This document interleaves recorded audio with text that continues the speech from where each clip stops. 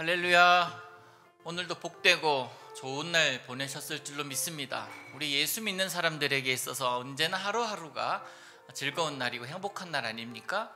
우리에게 주어지는 은혜, 그리고 주어지는 선물로 인함이 아니라 오직 예수님 한 분만으로 우리는 그렇게 누리면서 살아가는 사람인 줄로 믿습니다. 이 예배를 통해서, 또 기도를 통해서, 찬양함을 통해서 더욱더 하나님께 가까이 나가고 더 하나님으로 인하여 기뻐하는 이 시간 될 수 있기를 원합니다. 자, 286장 찬양합니다.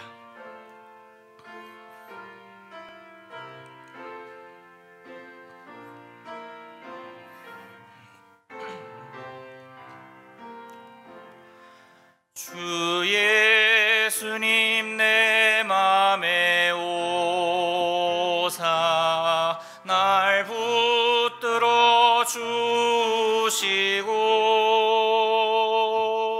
내 마음에 새 힘을 주사 늘 기쁘게 하소서. 사랑의 주, 사랑의 주, 내 마음속에 찾아오사 내 모든 죄 사하시고 내 상한 맘 고치소서.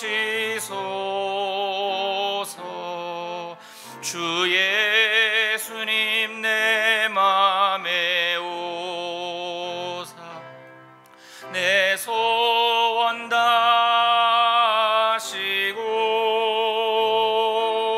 내 무거운 짐 맡아주사 참 평안을 주소서. 사랑의 주, 사랑의 주, 내 마음속에 찾아오사 내 모든 죄 사하시고 내 상한 맘 고치소서. 주 예수님 내 맘에 오사 날 정결케 하시고 그 은혜를 내 맘에 채워 늘 충만케 하소서. 사랑의 주, 사랑의 주, 내 마음속에 찾아오사 내 모든 죄 사하시고 내 상한 맘 고치소서. 주 예수님 내 맘에 오사 내 길 인도하시고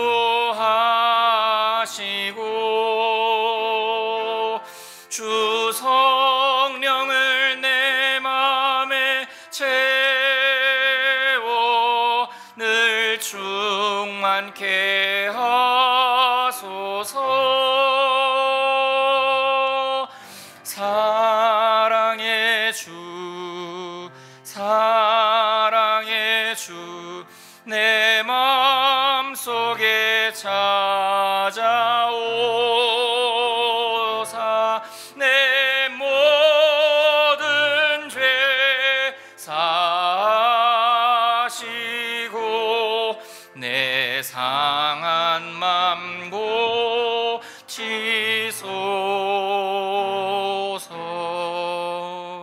아멘. 아멘. 우리 예수님께서 우리 마음에 찾아오실 때 우리의 모든 모든 근심, 모든 걱정, 모든 문제가 해결될 줄로 믿습니다. 그 예수님을 날마다 언제나 어디서나 어느 때든지 모시고 살아가는 여러분 될 수 있기를 축복합니다. 자, 오늘 우리 주신 하나님 말씀 봅니다. 마태복음 6장 9절에서 12절까지 말씀입니다. 마태복음 6장 9절에서 12절까지 말씀, 점점 우리 주님께서 가르쳐 주신 기도가 채워지고 있죠. 9절부터 12절까지 말씀 우리 함께 한 목소리로 읽겠습니다. 9절입니다. 시작. 그러므로 너희는 이렇게 기도하라. 하늘에 계신 우리 아버지여, 이름이 거룩히 여김을 받으시오며 나라가 임하시오며 뜻이 하늘에서 이루어진 것 같이 땅에서도 이루어지이다. 오늘 우리에게 일용할 양식을 주시옵고 우리가 우리에게 죄 지은 자를 사하여 준 것 같이 우리 죄를 사하여 주시옵고. 아멘. 오늘 이 말씀 통해서 우리 하나님의 음성 듣기를 소망합니다. 여러분은 이 땅에 종교라고 하는 그것들이 몇 개나 있을 것 같습니까? 얼마나 있다고 생각하십니까?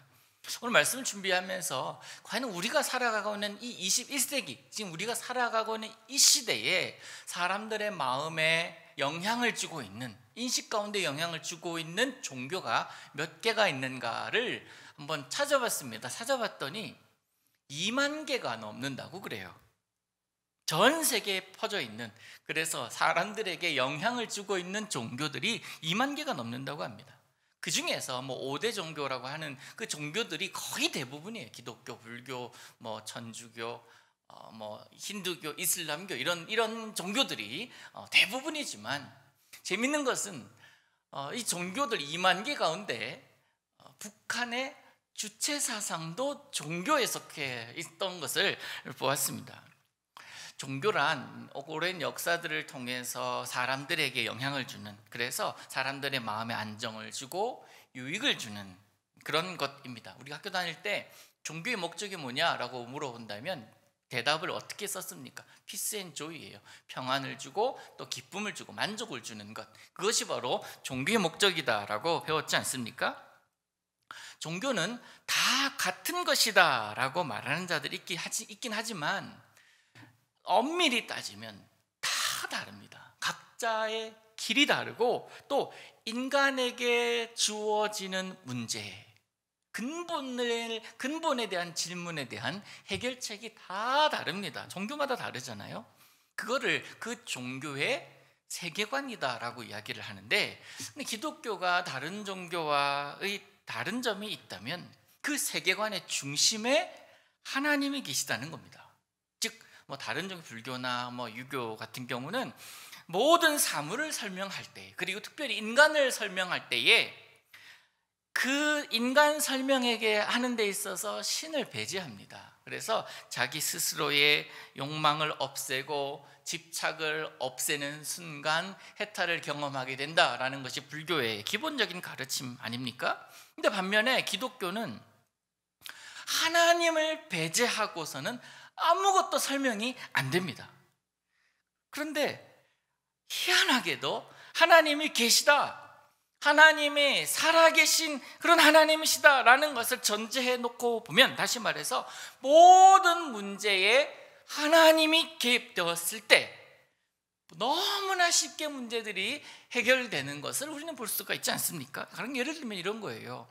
인류의 근원에 대해서, 인류의 근원이 무엇이냐라는 질문에 대해서 생각을 한번 해보면 모든 종교와 인문학, 과학, 철학, 이런 모든 학문들도 그 인류의 기원에 대해서 이야기를 하고 설명을 합니다. 온갖 설들이 다 있습니다. 그런데 기독교는 그 근원에 대해서 너무나 단순하게 대답하고 있습니다. 창세기 1장 1절에 뭐라고 합니까? 태초에 하나님이 천지를 창조하시니라. 끝! 이거예요. 하나님이 계셨는데 그 하나님께서 만드신 게 천지고 인류다라는 거예요. 가장 먼저 있는 전제가 하나님이 계시는데, 그러면 모든 문제가 해결이 됩니다. 수많은 무신론자들과 안티 기독교인들이 이 문장을 받아들이고 싶지 않아요. 외면하고 싶기 때문에 헤매고 있는 겁니다. 여러분, 헤매지 마십시오. 답은 명확합니다. 하나님이 계신다. 하나님이 지금도 살아계신다. 앞으로도 영원한 하나님이시다 라는 고백입니다. 여러분, 이 아름다운 동산, 하나님께서 창조하신 이 아름다운 동산에 죄가 들어왔어요. 하나님의 피조물에 불과한 우리인데 인간 자신을 드러내려 하고 심지어 하나님과 같이 되려는 욕망, 그 욕망으로 인해서 죄가 발생합니다. 그 결과 우리는 죄악 가득한 세상에 살게 된 것 아닙니까? 하나님과 같이 되려고 함, 그 자체가 무슨 뜻입니까? 하나님 없이도, 아니 하나님과 동등된 위치에서 내가 세상을 보겠다. 결국 나를 만드신 하나님이 아니라 나 스스로 내가 책임지고 내가 내 주인이다 라는 그런 이야기 아닙니까? 그러다가 어떻게 되죠? 뿔뿔이 흩어지게 되고 결국 죄의 노예로, 죄 아래에 살아가게 되고 만 것입니다.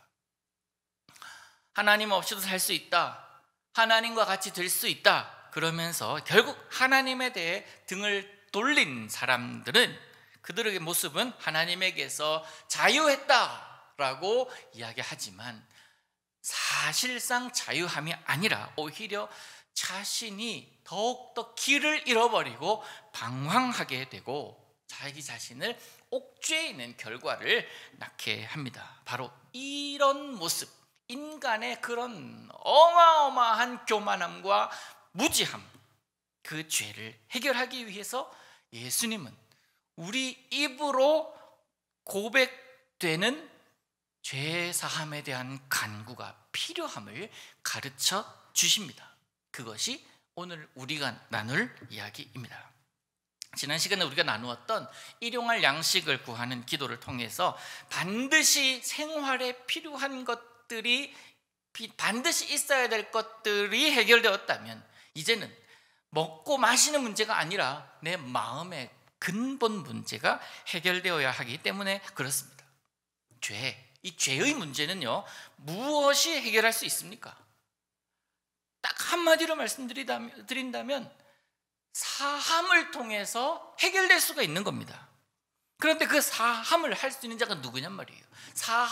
사함 자격이 있는 자가 할 수 있는 것 아닙니까? 영원히 죽을 수밖에 없는 죄 가운데 빠져 있는 우리를 사해 줄 수 있는 분은 바로 하나님 뿐입니다. 왜 그러냐면 우리는 하나님 앞에 범죄한 자이기 때문에 그렇습니다. 그 하나님께서 우리의 죄 고백을 들어주시고 사해 주셨습니다. 그것을 뭐라고 합니까? 용서라고 합니다. 오늘 본문이 그것을 이야기하고 있는 거예요. 그런데 지난 시간에도 얘기했듯이 하나님에 대한, 하늘에 대한 기도 3가지, 그리고 우리를 위한 기도 3가지라고 말씀드렸잖아요. 그 중에 첫 번째 일용할 양식을 달라, 그리고 두 번째가 오늘인데 우리라는 단어가 계속 반복이 됩니다. 내 죄를 용서하여 주옵소서가 아니라 우리의 죄를 용서하소서. 우리라는 단어가 반복되어 있는 이유는 우리가 사회적으로, 공동체적으로 책임을 가진 자이기 때문에 하는 기도 아니겠습니까? 그래서 하나님 앞에서 구해야 될 죄는 나만의 죄가 아닌 우리 모두 함께 지은 죄, 인류가 지은 죄, 사람이라는 존재가 지은 죄에 대한 용서를 구해야 한다라는 것입니다. 우리가 이 땅에 살아가면서 우리가 공통적으로 짓는 죄가 무엇이겠습니까? 하나는 코로나 바이러스의 근원이 어디냐에 대한 이야기가 참 많은데 공통적으로 얘기하는 게 그거예요. 무분별한 자연 훼손과 남용, 그것으로 인함이다라는 이야기를 참 많이 합니다. 환경 파괴로 인한 지구 온난화 현상, 이런 것들에 대해서 나는 직접 거기 파괴하러 가지 않았다라고 이야기한다 할지라도, 그래서 나는 아닙니다 라고 한다 하더라도 그것에 대한 책임을 회피할 수 있는 사람은 아무도 없을 것입니다. 특별히 꼭 찍어서 하는 것 같이 느껴질 수 있겠지만 잘 사는 나라들, 그런 나라들, 선진국들의 책임은요 더 무거운 게 사실입니다. 하나님은 사람을 만드신 후에 5가지 명령하신 것 아시지요? 창세기 1장 28절에 보면 생육하고 번성하라, 땅에 충만하라, 땅을 정복하라, 그리고 모든 생물을, 공중에 나는 새, 바다의 물고기, 그리고 모든 살아있는 생물들을 다스리라 라고 말씀하셨습니다. 명령하셨습니다. 이 5가지 명령 중에 공통적으로 들어가야 될 문장이 있습니다. 어떻게 생육하고 어떤 식으로 번성하며 어떤 식으로 정복하고 땅에 충만해서 다스려야 되는지를 공통적으로 그 안에 들어가야 될 괄호 안에 있다라는 거예요. 그게 뭐겠습니까? 그 괄호가 뭐겠어요? 내 의지대로, 내 뜻대로, 내가 원래 만들었던 계획대로 생육하고 내 의지대로 번성시키고 충만하고 다스리라는 거예요.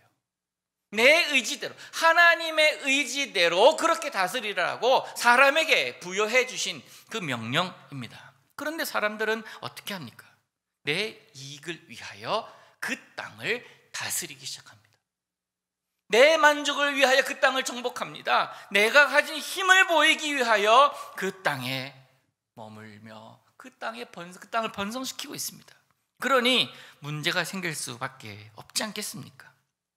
하나님이 창조하신 것인데 하나님의 의도대로 우리가 관리하고 그렇게 명령대로 준행해야 될 피조물인데 오히려 내가 창조주 하나님의 의지를 거스르면서 내 마음과 내 이익대로, 내 욕망대로 살아가려고 하는 모습, 문제가 생길 수밖에 없습니다.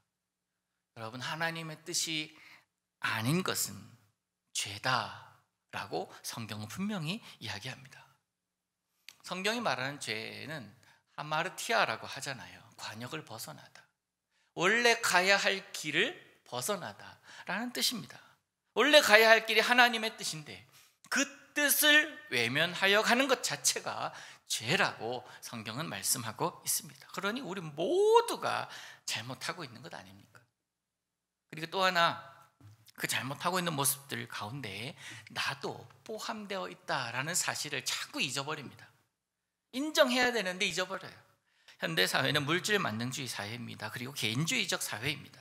그러기에 내 죄는 내 문제, 다른 사람의 죄, 그의 죄는 그의 죄일 뿐이다 라고 생각하기 쉽습니다. 그거 아니라는 거예요.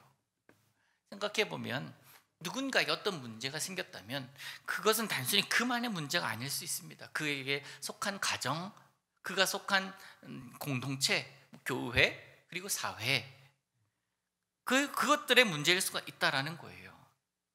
우리가 이런 마음으로 살아가다 보면 내 주변에서 일어난 일들뿐만 아니라 저 지구 반대쪽에서 일어난 가슴 아픈 일에도 주님, 저들을 불쌍히 여기소서, 주님, 우리가 저들을 돌보지 않았음을 용서하소서 하는 기도가 나오게 되어 있습니다.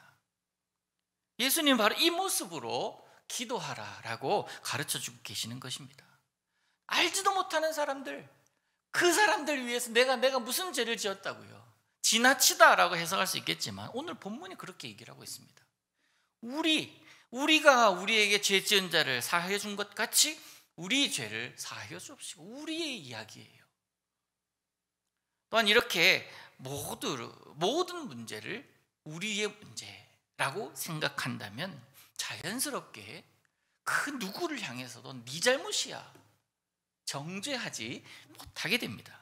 그를 정죄하는 순간 그와 함께 있는 나 역시도 정죄하는 것이 되기 때문에 그렇습니다. 그런데 오늘 우리가 읽은 12절을 자세히 보면 가슴 심쿵하게 만드는 문장이 있습니다. 12절 앞부분인데요, 우리가 우리에게 죄 지은 자를 사하여 준 것 같이, 먼저 우리가 서로를 용서했다는 것입니다. 서로를 용서했다는 것이 전제되어야 한다는 겁니다. 그냥 우리 죄를 용서해 주소서라고 기도하고 끝난다면 부담이 없을 텐데, 이 우리 죄를 용서하소서라고 기도하기 전에 이미 우리가 보여야 했던 행동이 있다라는 거예요. 누군가를 용서했던 행위가 전제되어야 한다라는 겁니다. 내가 이미 용서했으니, 우리가 이미 용서했으니 라는 행위가 전제되어야 된다라는 말씀이죠. 그런데 여러분, 오해하지 마셔야 될 것도 있습니다. 우리가 마치 다른 사람을 용서해 주는 행위가 나를 하나님께서 용서해 주실 수 있는 조건이 아니다라는 것입니다. 다시 말해서 하나님께서 우리를 용서해 주시기 위해서 먼저 내가 누군가를 용서해 주어야 된다, 그러한 필수 조건이 아니라는 거예요. 지난 주일에 내가 여러분에게 제가 선포했던 오직 은혜, 우리가 아무리 많은 선행을 하고 아무리 사람들에게 착한 일을 한다 할지라도 그것을 통해서 구원하면 얻을 수 없는 것 아닙니까? 구원은 오직 하나님의 전적인 은혜일 뿐입니다. 아무리 많은 선행을 해도 하나님의 용서를 살 수는 없는 거예요. 물론 사람들과의 관계, 그리고 이 땅에서의 삶에 있어서는 당연히 참조될 수 있고 선처될 수가 있습니다. 그러나 우리를 용서하시는 것은 전적으로 하나님의 주권이다라는 것, 전적으로 하나님의 은혜라는 것입니다. 이 이야기에 가장 알맞는 비유가 마태복음 18장에 나오는데요, 이 이야기 아닙니까? 나에게 빚을 진 사람이 나한테 갚아야 될 것이 100만 원인데 내가 그걸 탕감해 주었습니다. 탕감해 주었다면 우리가 하나님께 진 빚이 100억이에요 100억인데 이웃에게 내가 100만 원 탕감해 주고서는 하나님께 나아가서 저 100만 원 탕감해 줬으니까 하나님 저에게 100억 탕감해 주십시오, 이렇게 말하는 것은 정말 웃긴 일 아닙니까? 그래서 우리가 우리에게 죄 지은 자를 사하여 준 것처럼 우리 죄를 사해 달라는 기도는 이거예요. 주님, 내가 받은 은혜에 비하면 저들을 용서하는 것이 아무것도 아닙니다. 그런 고백이에요. 그저 나를 불쌍히 여겨 주옵소서. 내가 받은 은혜를 주님께 고하는 거예요. 여러분, 하나님께 용서함을 받는다는 것, 이것 자체가 얼마나 큰 복인 줄 모릅니다. 그 복은 누리면서 살면서 100억은 탕감 받았으면서 지나가는 내 100만 원 갚지 않는 자를 감옥에다 쳐놓고 그를 힘들게 하는 것, 이게 내 모습이다라는 거예요. 나는 누군가를 용서하지 못하고 살아간다면 100억을 탕감받은 내가 그 누군가를 용서하지 못하고 살아간다면 하나님 얼마나 분노하시겠습니까? 그래서 하나님 다시 돌아가시잖아요. 다시 옥에다 집어넣으라, 갚을 때까지 끄집어내지 말라. 주인이 그렇게 하지 않습니까? 여러분 중에 혹시 용서하기 힘든 누군가가 있습니까? 그 분만을 보면 마음 어려워지는 분이 혹시 있지는 않으십니까? 부끄러운 고백이지만 저에게도 그런 분이 계셨습니다. 저도 사람이니까 감정이 있고 그 사람을 보면 싫은 거예요.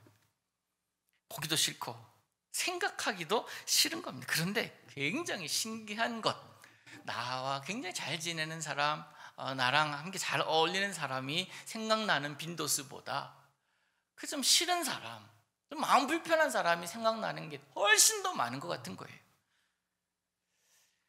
그러다가 내가 이러면 안 되지, 이렇게 살면 안 되지 라는 생각이 문득 들었습니다. 가면 그분에게 갔어요. 당연히 가기 싫죠. 당연히 가기 싫고 먼저 손 내밀기 싫었습니다. 내가 잘못한 게 없는데 왜 내가 먼저 손을 내밀어야 돼? 나는 화해할 것이 없는데. 그런데 마음이 불편한걸요. 내가 왜? 잘못은 그가 했는데. 본전 생각나는 것 아니겠습니까? 그런데 갈 수밖에 없었던 것은 내가 그 사람보다 큰 사람이기 때문에, 나이가 많기 때문에, 그리고 내가 더 믿음이 좋기 때문에 그런 게 결코 아니에요. 내가 힘든 거예요.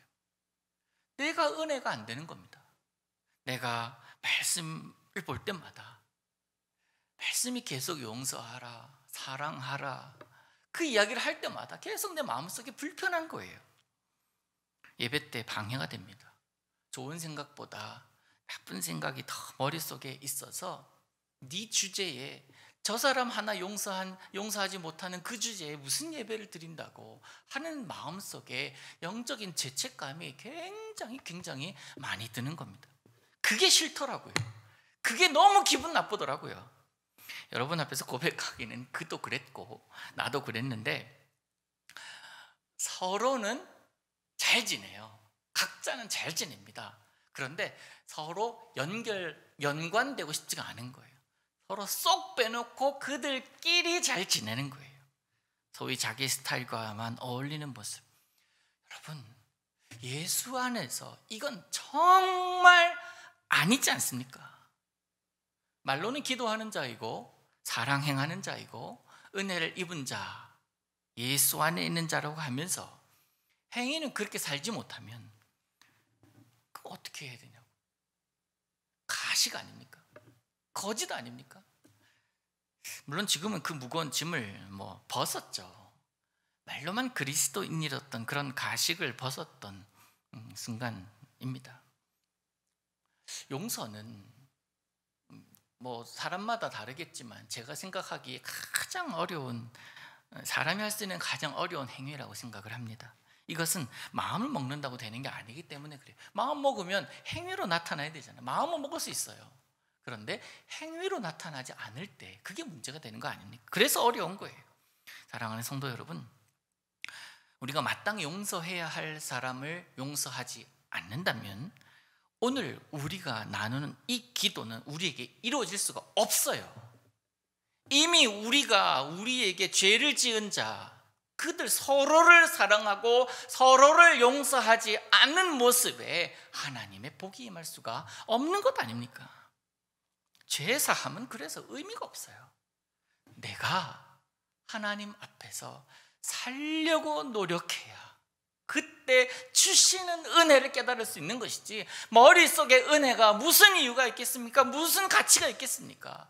내 전적인 마음과 몸, 내 영혼 전체가 다 하나님 안에서 자유해야 되고 평안해야 되고 사랑으로 가득해야지, 내 머리만 그렇게 있다면 무슨 의미가 있겠습니까? 그래서 오늘 제목을 죄사함에서 용서함까지, 하나님께서 우리를 죄사함 하셨잖아요. 그럼 우리에서 멈춰지는 것이 아니라 우리를 통해서 또 다른 누군가에게 그것이 퍼져나가야 되는 것 아닙니까? 막힌 통로가 아니라 뚫린 통로가 되어야 되지 않겠냐고요. 예수님은 우리 마음을 너무나 잘 아시는 분이셔서 이렇게 기도하라 라고, 우리를 위해서 기도할 때 이 기도를 하라고 예수님께서 친히 가르쳐주고 계신 것입니다.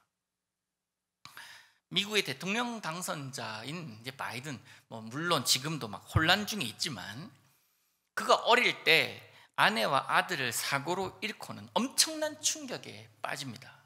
그때 받았던 두 컷의 만화가 있는데 여러분 화면을 보시면 이것인데요, 그렇게 힘들 때 하나님께 부르짖었다고 그래요. Why me? 왜 나에게 이런 일이? 왜 나입니까? 물론 그렇게 기도할 수 있잖아요. 그런데 그 마음속에 큰 울림이 있었대요. Why not? 왜 안 되냐? 왜 너는 아니라고 생각하니? 라는 이 두 컷의 만화가 그를 일으켰다고 많은 사람들이 듣고 있습니다. 여러분, 큰일 앞에서는요 오히려 담담할 수 있어요. 그런데 너무나 작은 일들에 걸려 넘어지는 것이 우리들의 모습입니다. 여러분 인생 속에 복잡하게 얽혀있는 실타래들, 그것을 풀기 위한 첫걸음이 무엇입니까? 실마리를 찾는 거잖아요.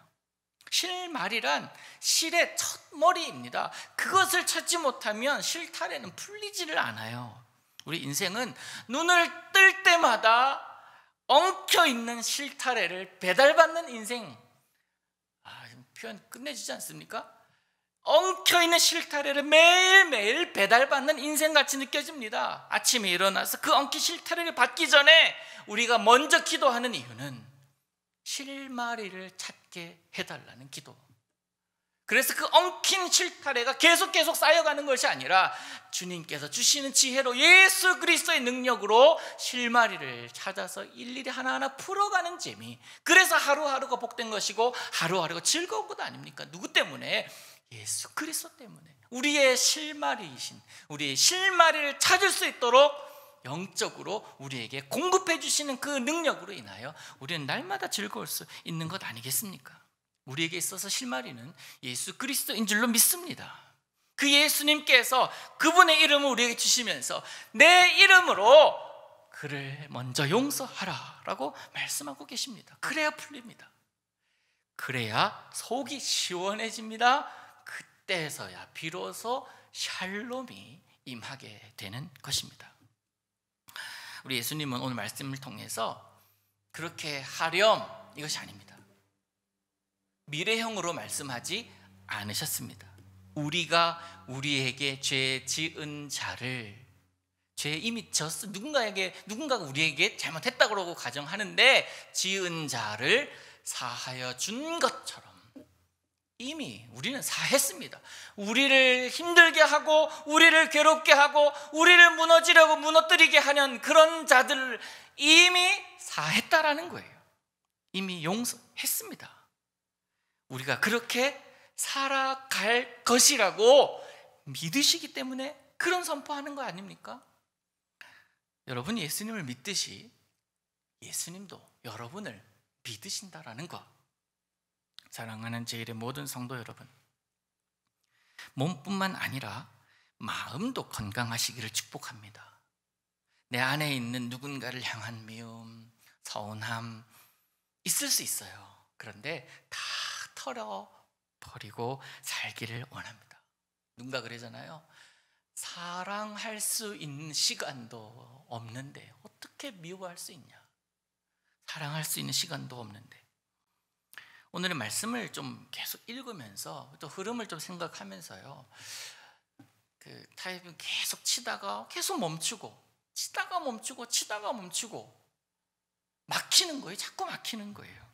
계속 기도하기를 좀 반복했습니다. 계속 기도가 됐어요.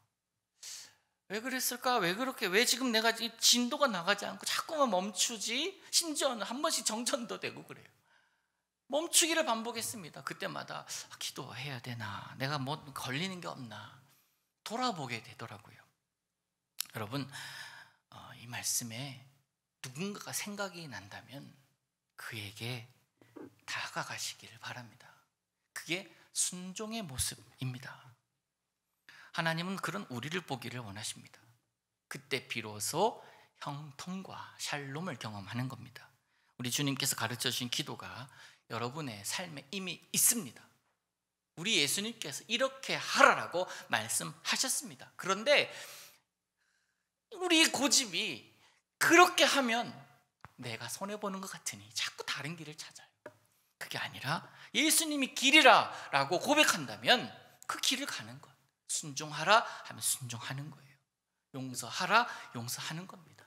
그게 바로 우리 예수님을 믿는 사람의 모습인 줄로 믿습니다. 그래서 그렇게 행함으로 주시는 하나님의 은혜, 하나님의 평안이 어떤 것인지를 알고 누리면서 사시기를 원합니다.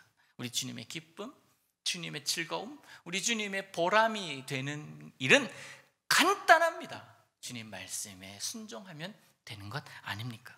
우리 주님의 참 보람이 되며 살아가시는 여러분들 될 수 있기를 우리 예수님의 이름으로 축복합니다.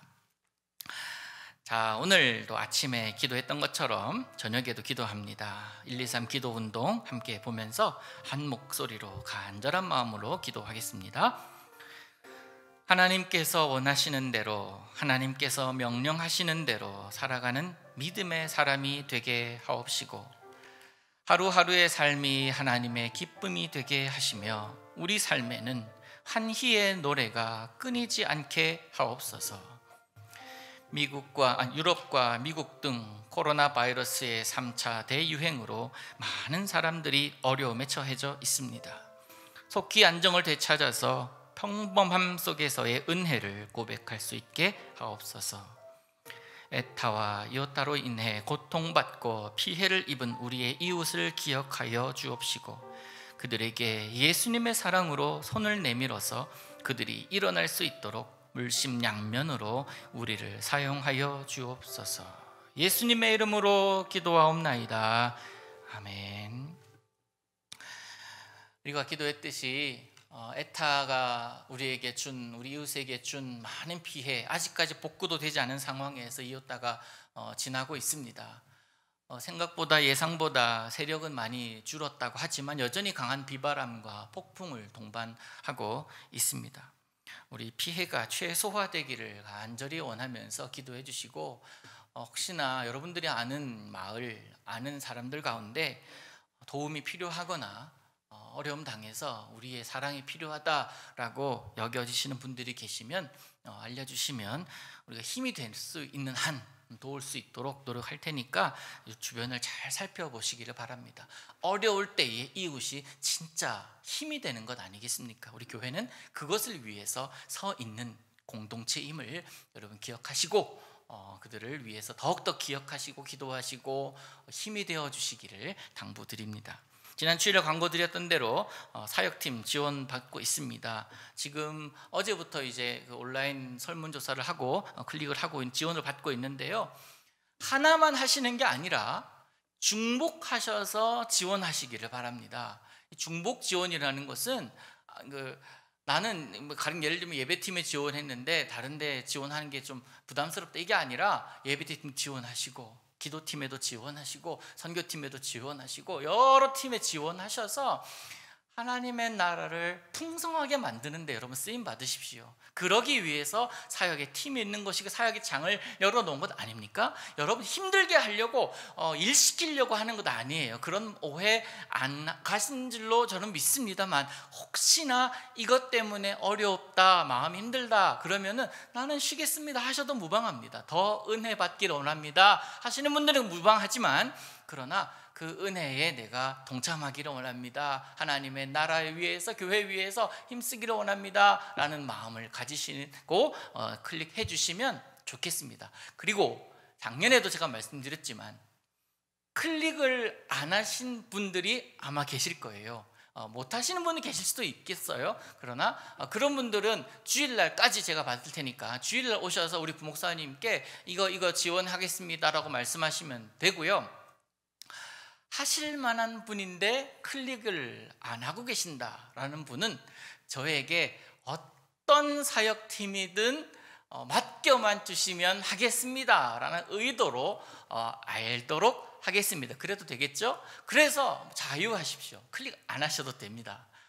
숫자가 너무 적다 해서 시험에 들지 않겠습니다. 저에게 맡겨주셨다 라고 생각하면 더 큰 은혜가 있지 않겠습니까? 기도하시고, 내년 어떻게 될지 몰라요. 사실 어떻게 될지 모르지만 그러나 우리는 준비해야죠.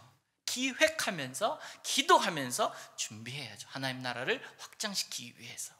그죠? 그래서 여러분 기도해 주시고 지원해 주시기를 당부드립니다. 찬송가 291장 우리 함께 합니다. 291장.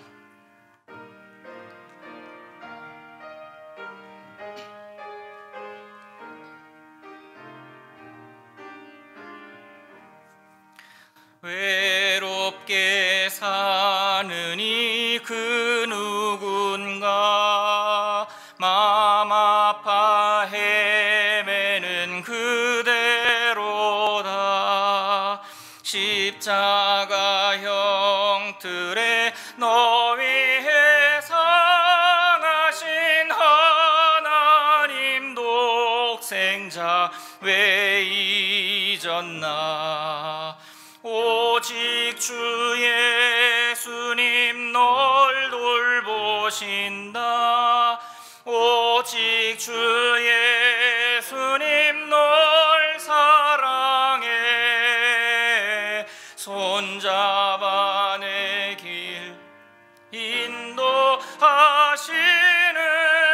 사랑의 주 예수 오 하나님. 외로워 우는 이 그 누군가, 친구를 잃으니 그대로다. 모두 널 버려도 내 죄를 속하신 주 예수 참 친구 왜 잊었나. 오직 주 예수님 널 돌보신다. 오직 주 예수님 널 사랑해. 손잡아 내 길 인도하시는 사랑의 주 예수 오 사망을 이기신 능력의 주, 내 곁에 늘 계심 왜 모르나. 주 말씀 따라서 사는 이 누구나 외롭지 않으며 즐거우리.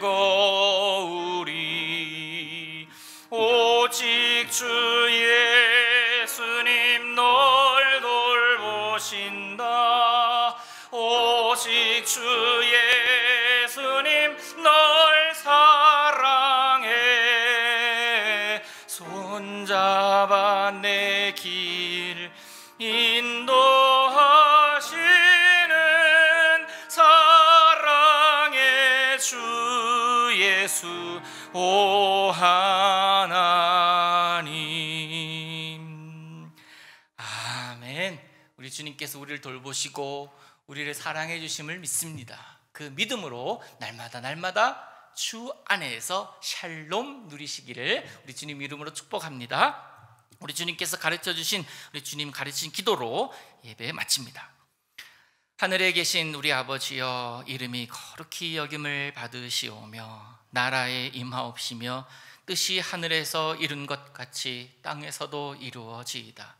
오늘날 우리에게 일용할 양식을 주옵시고 우리가 우리에게 죄 지은 자를 사하여 준 것 같이 우리 죄를 사하여 주옵시고 우리를 시험에 들게 하지 마옵시고 다만 악에서 구하옵소서. 대개 나라와 권세와 영광이 아버지께 영원히 있사옵나이다. 아멘.